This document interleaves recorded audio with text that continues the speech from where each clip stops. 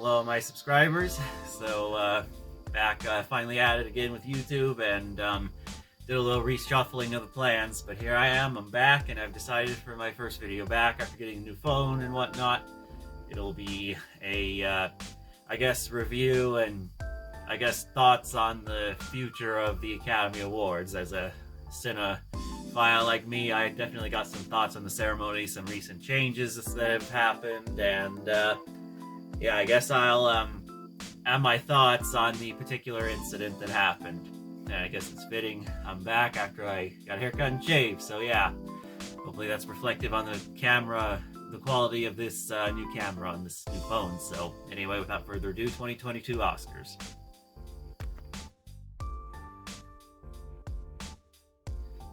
Like a lot of years, many of the ones up for Best Picture I hadn't seen. In years past, I'd seen more than I did, but this year was definitely maybe a few. The big one that I saw that I really loved was definitely Dune. That movie was amazing. Though on the long side, it still warranted its runtime, was significantly better than the David Lynch Dune.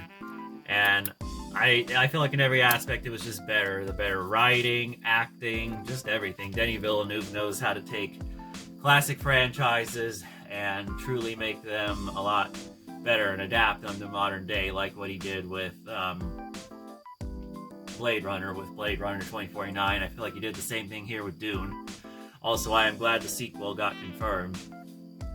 But yeah, there were a few other movies, and one that's on my watch list, which was definitely a big upset, which I need to get to watching, that being the big winner. We'll get to that in a minute, but anyway, I guess I'll go ahead and just review the Oscars, starting from the bottom ones up to the most important ones. So I'm going to go to a bit of a unique order and also comment on the new categories they had on best crowd cheer moment, because let's just say I don't agree with either of the winners in the new fan voted categories, and it kind of reminds me of something which I definitely don't like the direction they're taking with this. So without further ado, I guess we'll start off with best visual effects. Dune won that one, but I gotta admit, those visual effects were great and all, but I feel like Shang-Chi, No Time to Die, and Free Guy, and even Spider-Man No Way Home, despite some of the reused footage, because upon rewatch, I've definitely noticed the scenes where Sandman and Lizard revert back to their non-mutated forms. They definitely reused footage, and it definitely doesn't look the best, but I'm willing to look past it. It's not even that long of a scene. But yeah, No Time to Die had many great effects, so I guess the visual effects they applied both practical and CGI, because to my knowledge, many of the stunts and shots that you see use practical effects as much as possible, as that's been the history of Bond. It's only been up until the recent Brosnan movies that they even started considering using them.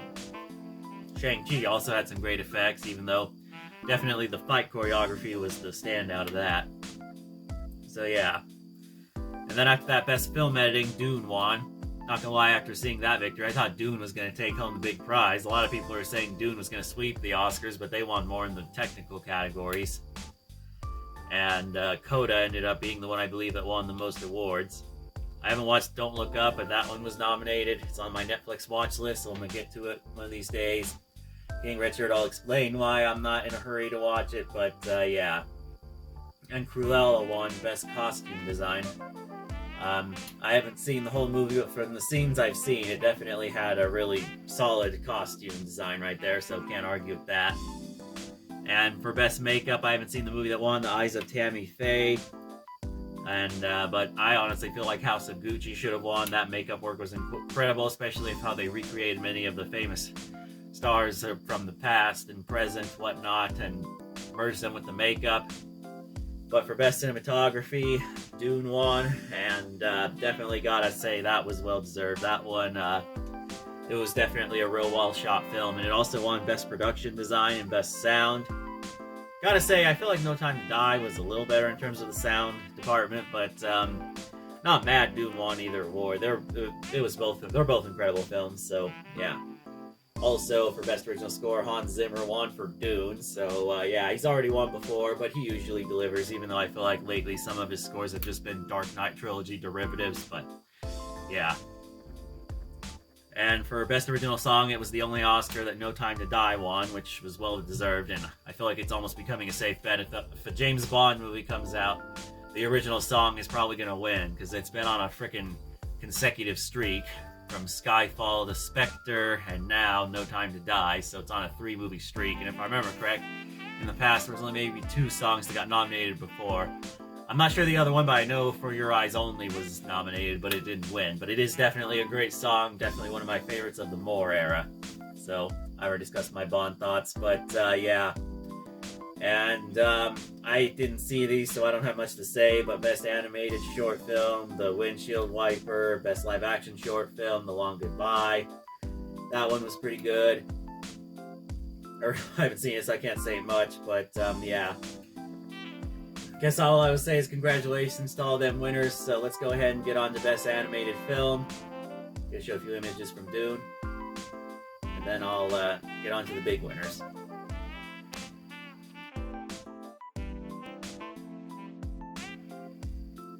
So yeah, I saw Encanto on Best Animated Feature. It's almost becoming reliable that just about every year, unless it's an oddball situation, a Disney or Pixar movie is going to win Best Animated Film. Some are even saying that the Mikes versus the the Mitchells versus the Machines go on, but I guess that didn't stand much of a chance. But yeah, I definitely want to watch Encanto. I remember when I saw the trailer, when I saw Eternals, I was definitely interested in it, so that's on my list, so I'll definitely get to that. And for Best Adapted Screenplay, Coda won, a movie that's been recommended to me by my good friend Sam, so I'm definitely going to get to that as soon as possible. I know Dune was nominated. That definitely was well-deserved. How the movie definitely adapted what has worked from the prior adaptation, but also knew when to change stuff, so that was well-deserved, and glad Denis Villeneuve has that to his resume, because he was also nominated for Arrival, another incredible film. And in the Best Original Screenplay category, Belfast won, directed by the same guy who directed the original Thor movie, Kenneth Branagh, who is also Gilderoy Lockhart. So I'll definitely get to that. I want to watch it now because I've always loved his work, especially the adaptation he did of Hamlet, which was pretty dang faithful.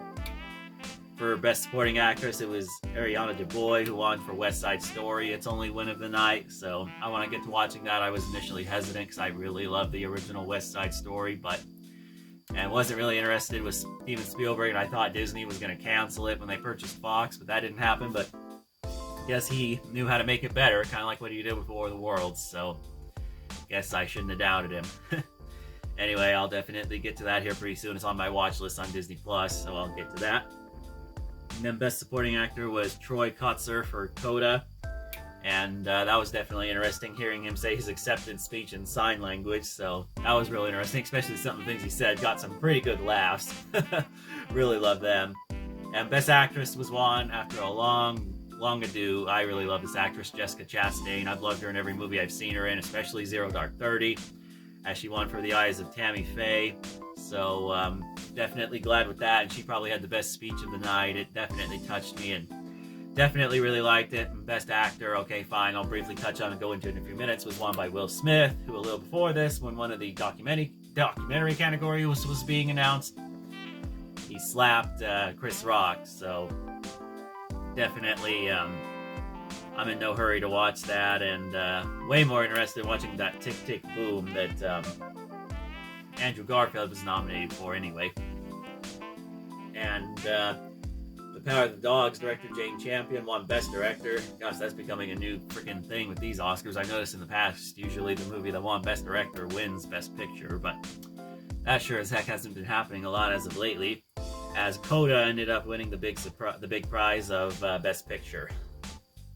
And guess I'll go ahead and get on to my thoughts on the Will Smith-Chris Rock incident, and then I'll go ahead and get on into my thoughts on the new categories and the future of the show.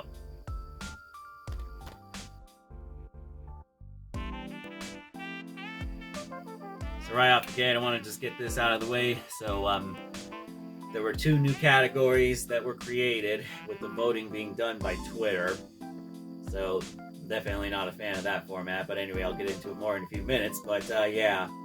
for the first one, it was the Oscars cheer moment that was won by the Flash entering the Speed Force in the Snyder Cut of Justice League, beating out the Spider-Man team up in No Way Home, the Avengers Assemble scene in Avengers Endgame, and even Neo dodging the bullets in The Matrix. And quite frankly, I feel like those were way more deserving because they had the awe factor and brought to life many things that many fans never thought they'd see. And Flash entering the Speed Force has kind of already been done on the show. I don't really see what is so unique about that moment. I've watched the clip, and using that time travel to change the past, we've seen so many variations of that, not just in superhero movies, but it's kind of already... Back to the Future did it about 4 decades ago, so I'm really not impressed with what they did, or with what that was done there. And then there was a fan favorite film, and the one that won was Army of the Dead, and from what I've heard, that movie is mixed at best, and Spider-Man No Way Home was 4th, so yeah, all I will say is I'm definitely not freaking a fan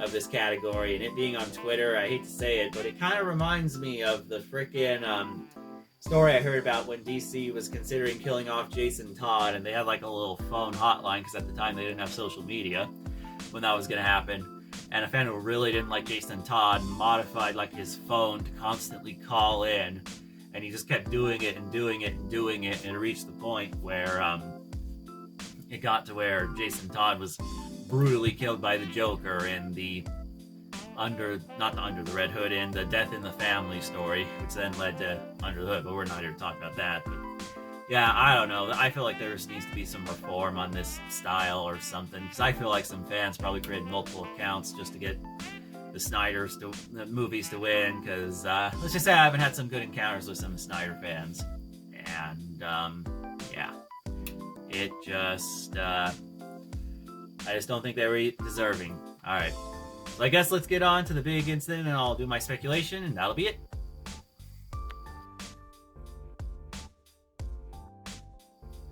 So yeah, frickin' guess Chris Rock, when he came in, was making some jokes, and some related to Jada Pinkett Smith, who has been suffering hair loss due to alopecia, I believe was the name of her illness. But yeah, and it set off Will Smith when he said, get my wife's name out of your blank mouth, and ended up walking up on stage to slap him, I believe.